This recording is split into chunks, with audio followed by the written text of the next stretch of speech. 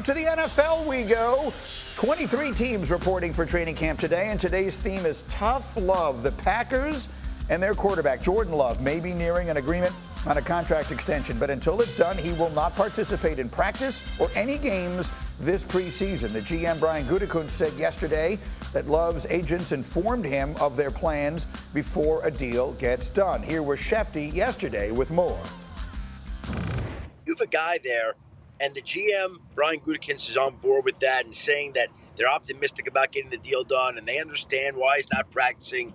Like that's a sign that they're trying to get this worked out. I think both sides think they can get it worked out. It could go either way still, but I think by the end of the week, my guess would be that Jordan Love will have a new contract that probably makes him one of the, if not the highest paid quarterback in NFL history. As we bring the crew in and Ryan Clark is with us, I would like to add for everyone's edification that, yes, that was Adam Schefter live on Pat McAfee's show from a cab that he took from Detroit to New York yesterday. That's a true story. I had to confirm it. I did a little digging. I did my best Jeff Darlington imitation. I did a little digging. Okay, speaking of which, Jeff, let's do some insiding here, my insider. What can you tell us from a reporting standpoint about Jordan Love and his contract negotiations? Well, first of all, Greeny, you didn't have to dig very hard. Schefter was willing to tell anybody and everybody what he was going through yesterday. He made sure the world knew all about it. Listen, good point.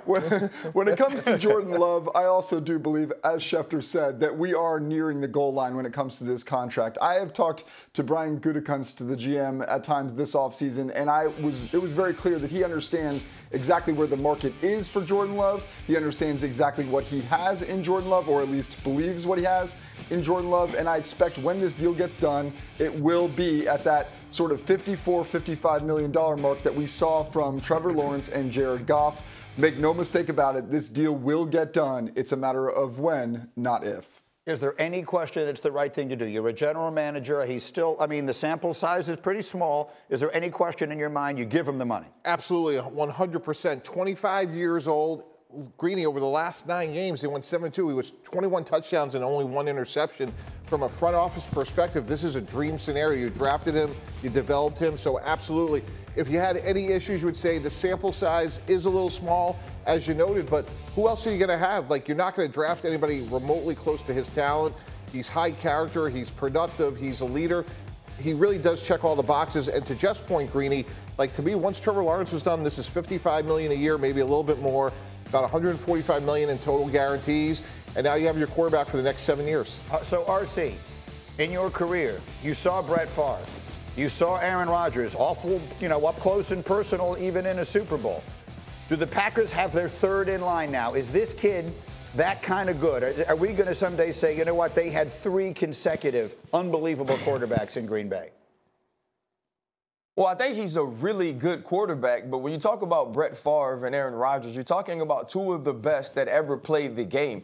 And why were they 2 of the best? It was consistency. We're talking about a guy in Brett Favre who had 3 MVPs, Aaron Rodgers who had 4. So Jordan Love hasn't shown us that. But what we saw over the last half of the season says in this world, in 2024, he should be one of the highest paid quarterbacks in all of football. David Mulligetta, who is his agent, said that they had a starting point for this deal, and until the Green Bay Packers got there was nothing to talk about. And now as this deal nears the end, we know that he's going to be up that $54, $55 million mark, and he earned that with the way he played down the stretch of the season, but more importantly, what we saw from him in the playoffs against the Dallas Cowboys. He showed that he could show up in the most important games. He is an ultimate talent. He's still working to be at his top potential, and if he reaches that, you will have Brett Favre, Aaron Rodgers, and then Jordan Love with a possibility of getting his gold jacket as well.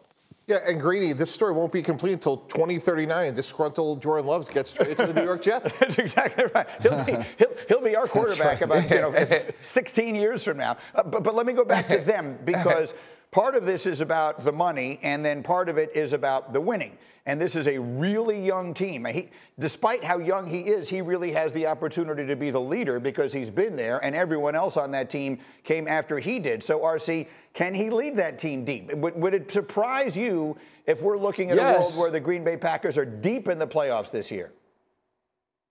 It wouldn't surprise me if we're looking at a world where the Green Bay Packers are in the Super Bowl next year. Let's not talk about deep runs. Look where this team was in the divisional playoff round against the San Francisco 49ers. They were 30 minutes away from being in the NFC Championship, and that was because of Jordan Love. That was because of a run game that now has Josh Jacobs instead of Aaron Jones. But we watched this team continue to ascend, and there's a young group of wide receivers, and I know not everyone knows the names of the wide receiver skill group in Green Bay, but they're absolutely phenomenal, and those guys are going to grow with Jordan Love as well. Graz, we started you in Baltimore because we were fascinated by the tone that John Harbaugh took over the weekend, literally showing up at training camp his first day and offering this passionate defense of Lamar Jackson from criticism that he hasn't taken his team to the Super Bowl. For those who missed it, here was Harbaugh.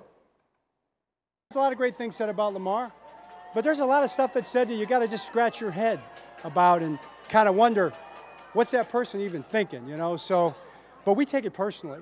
You know, Lamar's a guy all his life. Lamar Jackson has been a guy who's been answering those same questions. I'm talking about since he was a kid, junior high, high school, college, the draft, the success he's had in the National Football League, and it still comes up, okay? And he's still growing. He's got a growth mindset. He's going to get better and better, no doubt. And the vision that we have together is that Lamar Jackson is going to become and be known and be recognized as the greatest quarterback ever to play in the history of the National Football League. All right, so there's so many different pieces of that to unpack. But RC, before I get back to Graz here, what I want to ask you is simply this. He's referring to criticism that Lamar Jackson hears that he has not played as well in the postseason as he has in the regular season where he's a two-time MVP. My question to you is, that criticism of Lamar Jackson, is it fair? It's extremely fair. And to say it's not, as the kids say, would be cap. When you perform, no, Lamar is a victim of his own expectations that he sets because of his regular season play. And honestly, because of who he always has been. John Harbaugh just said he answered questions in middle school and college, coming out of the draft, all that. And guess what? Since we've seen Lamar, he's been one of the greatest players we've ever seen. When we watched him in Louisville the first time as a full-time starter, he's the Heisman Trophy winner. His first year as a full-time starter in the NFL, he wins the MVP. So it makes sense that we would expect him to play really well in really important moments. And he hasn't done that. He hasn't been the best Lamar in the most important moments. Why is Tom Brady the greatest? Because he's been the best Tom Brady in the most important moments. Why is Patrick Mahomes on that trajectory? Because he's been the best Patrick Mahomes in the most important moments. All we're asking, all anyone is asking, all Lamar Jackson is asking from himself is that he's the best Lamar in the most important moments. Other than that, no one has anything negative to say about Lamar Jackson. Before I get to you, Mike, let me just get to Danny. He is there. Graz, you're there with the Ravens. I'm not sure if you've had any opportunity to talk to anyone yet or not. It's 9:20 in the morning. What sense are you getting there, and what are you looking to find out here as Harbaugh and Lamar start this season? Well, first of all, real quick on Lamar, hasn't practiced the last couple days because he's been sick. I've asked this morning. They said they still don't know how he's going to feel today, if he's going to be on the practice field. He's dealing with some kind of illness. They're hoping he's back on the practice field today. So am I. I like watching him. But the thing about Lamar Jackson, when you think about who he is here in this building, right? Like, Lamar Jackson is someone who, since he was in college, people have had doubts about, could he succeed in the NFL? Could his style work in the NFL? That hasn't been the case here. They drafted him in the first round. Fifth quarterback taken in that round. He's won 2 MVPs. As far as I know, the other 4 haven't won any. They built an offense for him. They have continued to evolve their team around him. They believe in him. John Harbaugh was saying things like this about Lamar even last spring when Lamar Jackson was upset about his contract and publicly demanding trades. They have been perpetually supportive of him. They give him the contract. They look at Lamar Jackson as a guy who they want to be their quarterback for the next 10 or 15 years. And they believe in that time time, given how good he is and how good an organization they are and how devoted they are to building a team around him and maintaining it, that they will have a chance to win the Super Bowl. The criticism lingers because in the key losses, right, to Tennessee the year they were the 1 seed, to Kansas City last year, Lamar didn't play particularly well. Like, you look at Joe Burrow in the Super Bowl, played well, but lost to the Rams. Josh Allen in the playoffs has played well, but lost to the Kansas City Chiefs. Lamar has not come up big in those moments. He knows it. They know it, but they believe he's capable of it, and they'll continue to work. He's only 27 years old. He's got a lot of time to answer those questions. Greeny, what's going to help his legacy more than anything else is to get to and hopefully win a championship. And I think what they did, as you would say, sneaky big news,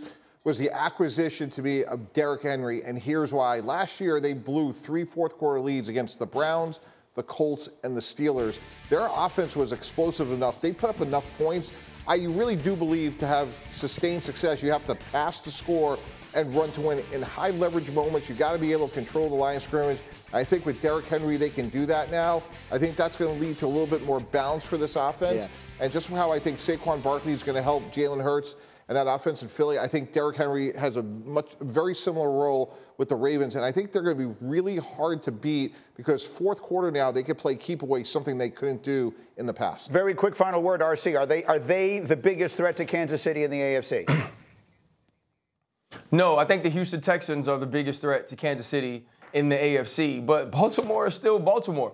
Baltimore has to figure out what they'll be defensively without Mike McDonald, what that linebacking core, which to me was one of the best in the league along with San Francisco, what will they be without Patrick Queen? And so I think there's still some things that they need to work out on that side of the ball. And what is the marriage between Monken, Jackson, and Henry? Because that's the marriage that can take them all the way to forever.